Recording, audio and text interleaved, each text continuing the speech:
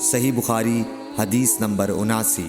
آپ صلی اللہ علیہ وآلہ وسلم نے فرمایا کہ اللہ تعالیٰ نے مجھے جس علم و ہدایت کے ساتھ بھیجا ہے اس کی مثال زبردست بارش کی سی ہے جو زمین پر خوب برسے۔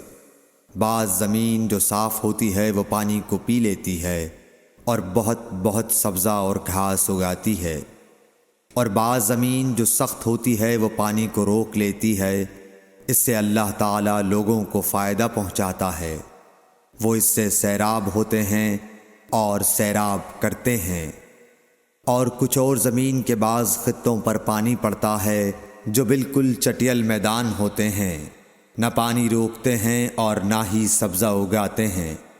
تو یہ اس شخص کی مثال ہے جو دین میں سمجھ پیدا کرے اور نفع دے اس کو وہ چیز جس کے ساتھ میں مبعوث کیا گیا ہوں، اس نے علم دین سیکھا اور سکھایا۔